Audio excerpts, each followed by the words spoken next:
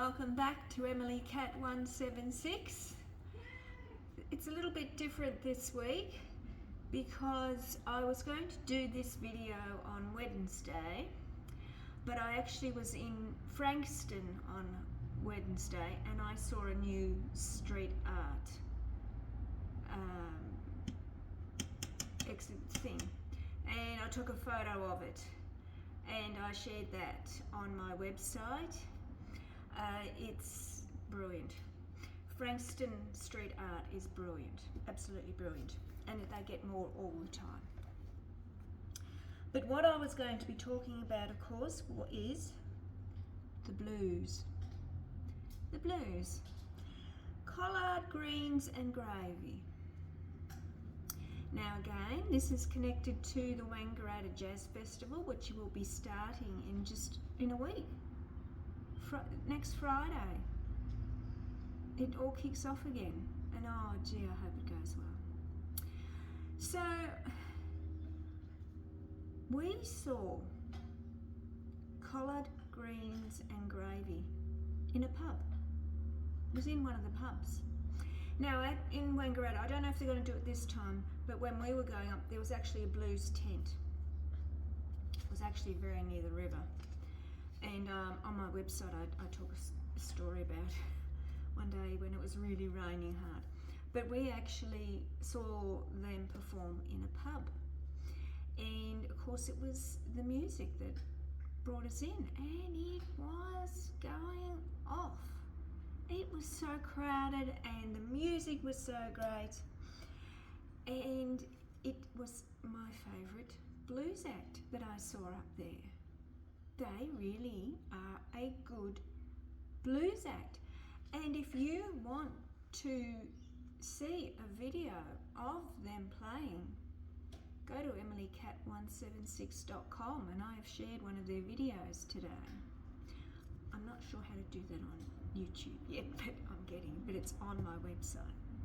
So collard greens and gravy were formed in 1995. They've always been a trio,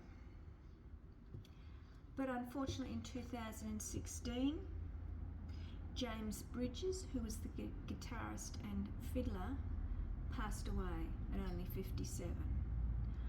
So then Anthony Shorty, who was the drummer, he left as well. And they reformed in 2017. The constant in all these groups, all these versions of the group, is Ian Collard. He's a singer and he plays the harmonica. And I reckon in a good blues band you need a harmonica. But they formed in 2017 with Ian Collard, Jason Liu Soon on drums, and Sean Emmett was the guitarist. Then in 2023, or 22 and 23, Liam, I'm looking at my notes, Liam is now on drums and Benny Peter plays the guitar. And again, a musical trio. I've said before how I like musical trios. They're tight. They're tight and they really do good music.